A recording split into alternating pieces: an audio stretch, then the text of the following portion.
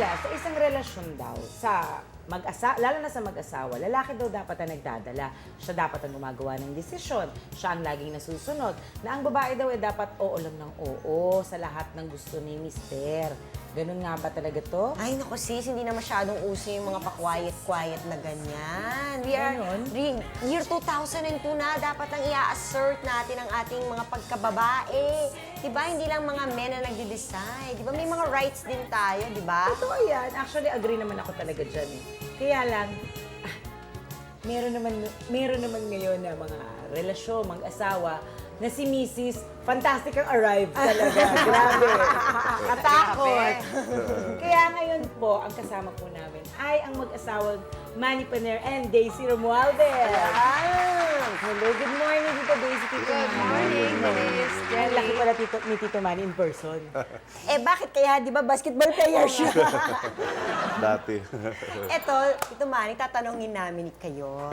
Eh, syempre, no, ang aras, Tita Daisy, talaga namang, Actually, nagkwento siya sa amin. Nakakaloka yung kwento niya. talaga. Kwento ko. Di ba? Yung kwento kung paano kayo nagkakilala. Ito, crush nga siya ng bayan, hindi ba? Alam ko kulang ang show mo dahil pagka nagkwento ng aming kasaysayan. Ay, naku, Tita, pasagutin mo na si Tito Manny. O sige na, siya masagot. O yan, siya ang crush ng bayan, very influential, ang mga karibal mo, syempre, di ba? Ang dami nagkakagusto, beautiful.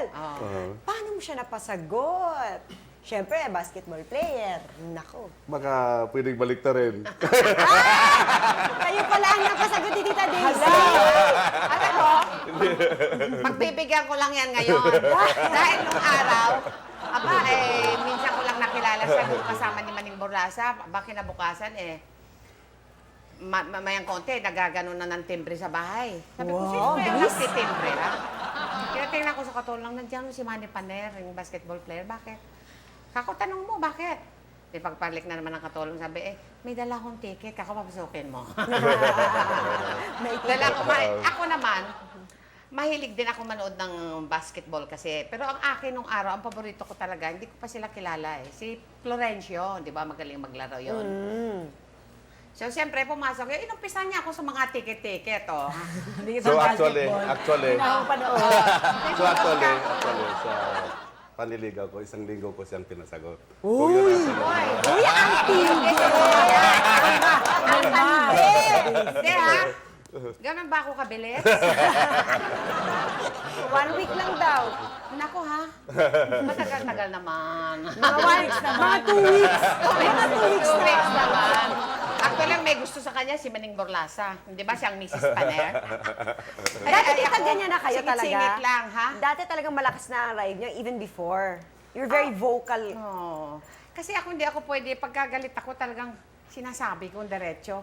Paano yan, Tito Manny? Yes, exactly. Yung ba nagustuhan mo sa kanya? Kasi syempre, outspoken siya. Sinasabi niya kung ano gusto niya sabihin. To the point na, sorry. Takot ka na, di ba? Baka minsan meron siyang nasasagasaan. O minsan naiirita sa kanya.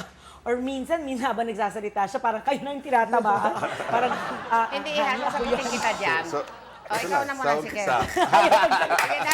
Sige na, maingay tayo. Sa umpisa, akala ko, ganun siya. Yung mabunganga. Pero deep inside, mahina pala ito eh.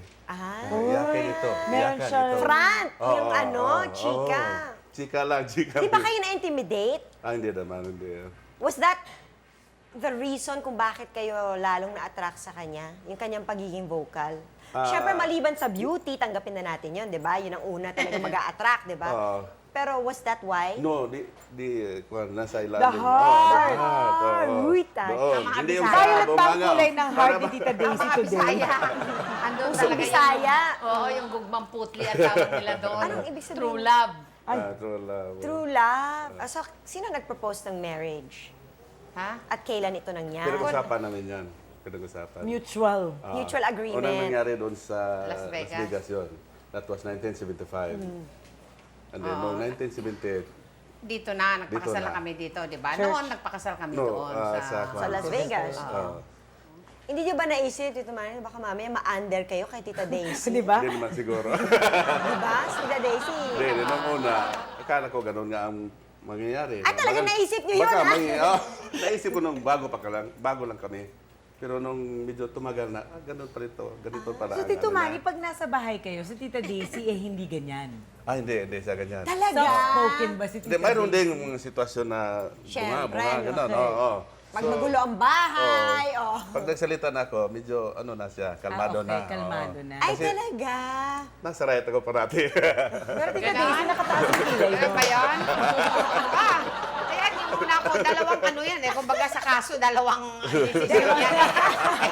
Mayroon din ako, di ba? So, eto, sino ba ang may huling salita sa bahay? Ha? Sino ang may huling salita? Depende. Paano? Kunyari, ganito. Aha. Kakain kayo sa labas. Okay? Gusto Sa- nyo sa Filipino restaurant? Gusto nyo gusto Chinese? Oh, Chinese ganun restaurant. yan. Kung sa ganito. pagkain yan, siya susunod na siya. Madaldal ang Kasi asawa ako ko naman, ngayon, wala dahil, naman ha? ano. Basta Ay. pagkain, wala akong kung ano, Japanese, gusto- Chinese, ano. Pag sa Okay lang sa pagkain, akin. hindi. oo. Alam mo, oo, alam mo siya naman, pag ako naman may gustong ganon, ako talaga mabunganga. Alam, maski sa bahay, hala, ingay-ingay ko, pero tama yung sinabi niya, ang Pag seryosohan na, Oo. At saka iha ako, hindi ako nagtatanim ng galit. Kasi nasasabi, Oo, kasi maski yun. kaaway ko, di ba kaaway ko ngayon, away-away ako.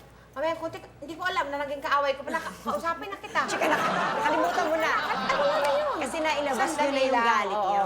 Siya naman, pagka ako maingay na, tahimik naman siya, pinagbibigyan din niya ako. Pagka sinabi kong gusto ko kumain doon, Eh, paano ho siya magalit? ha? Paano siya, Tita Daisy, Yan, magalit? bihirang-bihira akong Ewan magagalit. ko, Parang hindi ko pa maalala na Kasi- nagalit talaga siya ng gusto. Hindi ko pa Talaga? maalala. Hindi kaya bago pa magalit si Tito Manny, ay galit na si Tita Daisy. So para tapos na usapan, Tapos wala na. nausapan nyo na lang. O, ito, ano yung ugaling ng isa't isang medyo nahirap kayo tanggapin nung early stages ng relationship? Kaya, Tita Daisy. Nako, ay siyempre, yung uwi-uwi niya ng umaga na. Nako, there was an instance, ha? Umuwi yan, alas 4 umaga, no? Pagka nung Saan nalang... galing? Ha? Saan Hindi galing? naman Eh, saan pa? Alam mo, Hindi naman basketball player, meeting-meeting di ba? din sa mga basketball player. Ha? Pag uwi sa bahay, nakaparada yung kotse doon, ha? Nakaparada yung kotse. Alam mo, kumuha ko martilyo. Martilyo! Pinokpok ko. Sabi nung babaeng dumadaan doon, no? Naku, ma'am, kasayang naman yung kotse. Ay, naku, excuse my word. Ay, babakpokin ko. Ang hirap pagpukin yung kotse. Martilyo na lang, pinupok ko talaga Anong yun. klaseng kotse ba ito? Yung Yung manta open niya. manta, yung open manta. manta. Ay, Yung maganda. tudor. Ano ka? Yung tudor, Ah, day, yung tudor. ang hirap po. Hirap akong ganun. Tsaka may oras pa yan, nauuwi yan. Eh, yung bahay namin doon, may hagdanan. Hindi, nakaakyat na siya. Nako, bumababa ng patalikod yan dahil ang bunganga ako. Marami. Sa umpisa lang yan, di ba? Oo, Yan, Umpisa lang Umpisa ako, lang. paliwanag ko, gano'n. Eh, kaya Tito Manny, Siyempre. ano yung adjustment nyo? Yung phone. Phone ba ito?